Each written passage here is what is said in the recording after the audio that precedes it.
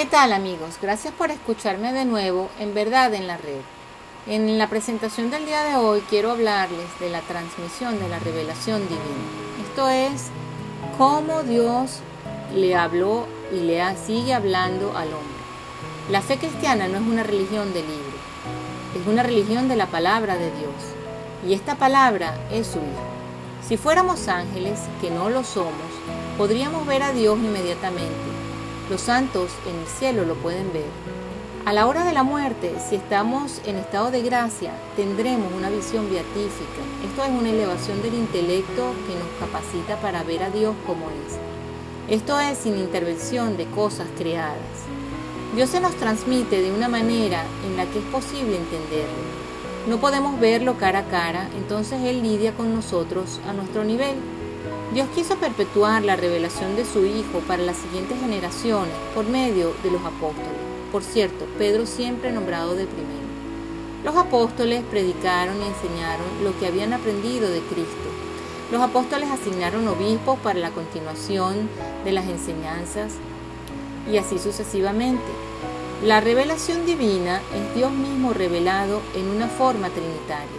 Trinitaria en virtud del misterio de unidad, de manera que donde quiera que una de las personas de la Santísima Trinidad está, las otras dos también. Entonces la transmisión de la revelación divina ha sido dada a través de la Sagrada Escritura, la Sagrada Tradición y el Magisterio de la Iglesia. Es gracias a la Iglesia Católica que los protestantes tienen la Biblia, que la han mutilado como les ha parecido. Bueno, la comenzó a mutilar Martín Lutero, Calvin y muchos otros. La Sagrada Tradición tiene el mismo peso que la Sagrada Escritura. La palabra en la antigüedad fue llevada oralmente y algo de lo que fue predicado fue escrito, no todo. Lo escrito es el Nuevo Testamento, pero al principio fue llevada oralmente y algo de lo que experimentaron los apóstoles fue escrito. Y si no, lean la última parte del Evangelio de Juan.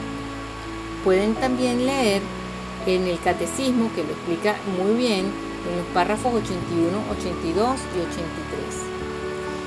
Dios no nos lanzó la Biblia desde el cielo. Dios es el autor de la Biblia. Sin embargo, Él nos dictó cada palabra que aparece allí, no a los evangelistas o a los demás escritores del Antiguo Testamento. Dios inspiró a que estas personas escribieran estos libros. La Biblia es difícil de comprender, inclusive para los teólogos. Fue escrita en idiomas muy antiguos y en la manera en que se hablaba en la antigüedad. Por ejemplo, en Génesis 11, 26, 31, vemos cómo Terá, abuelo de Lot y papá de Abraham, se marchan a la tierra de Ur de Caldea, y más tarde en Génesis 13, 8, vemos cómo Abraham se dirige a Lot diciéndole que son hermanos, cuando en realidad son tío y sobrino.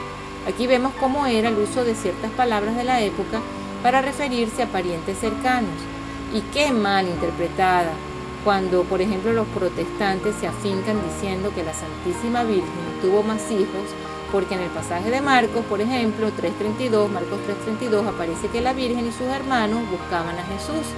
Como este pasaje hay otros. Bueno, la Biblia tiene 72 libros, 45 fueron escritos antes del tiempo de Cristo y los otros 27 después. La Biblia no apareció con una tabla de contenido ni con un índice. Todas las sagradas escrituras que están contenidas en la Biblia son consideradas sagradas porque la Iglesia Católica determinó en sus concilios al principio cuáles eran los escritos que se iban a incluir. En efecto, la primera generación de cristianos no tenía aún un Nuevo Testamento escrito, y el Nuevo Testamento mismo asegura el proceso de la tradición viva. Es preciso distinguir de ellas las tradiciones que son llamadas tradiciones con T minúscula, teológicas, disciplinarias, litúrgicas o devociones nacidas en el transcurso del tiempo en las iglesias locales. Estas constituyen formas particulares en las que la gran tradición recibe expresiones adaptadas a los diversos lugares y a las diversas épocas. Solo a la luz de la gran tradición, aquellas pueden ser mantenidas, modificadas o también abandonadas bajo la guía del magisterio de la Iglesia. Esto quiere decir que cuando Jesús estuvo en el mundo, Predicó oralmente y con sus acciones.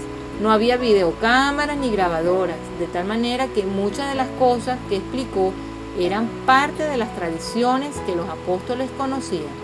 No todo lo que ellos aprendieron está en la Biblia.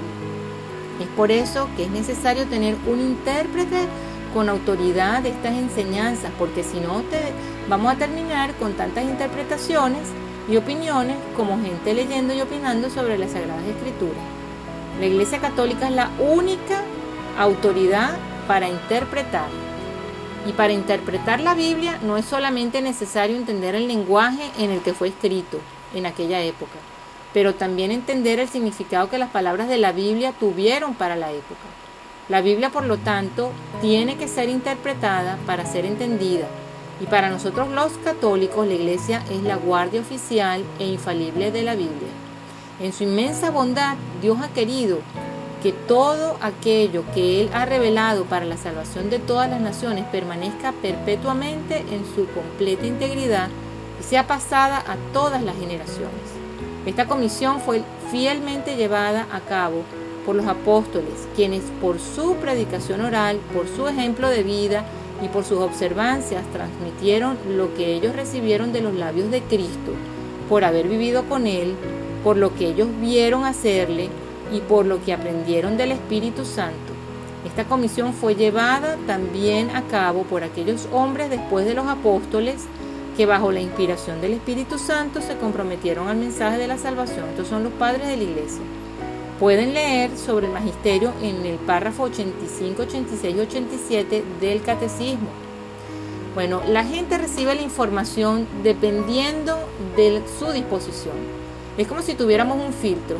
Ese filtro es la totalidad de nuestra educación, cultura, experiencia.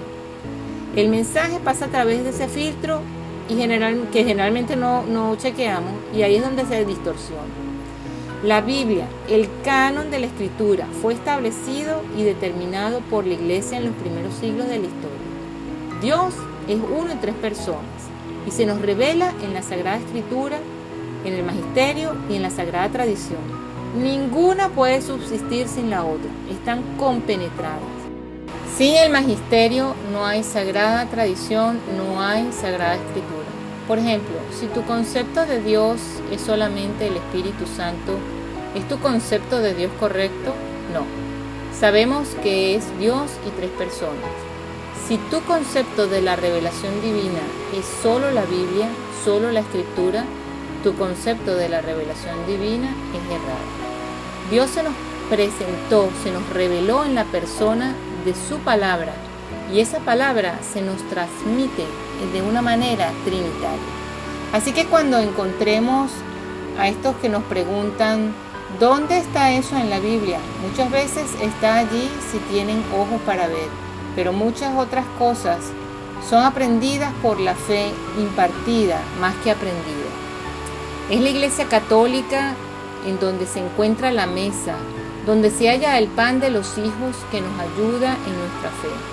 No te conformes con las migajas que caen de esta mesa, que son los pedacitos que aprovechan las otras iglesias.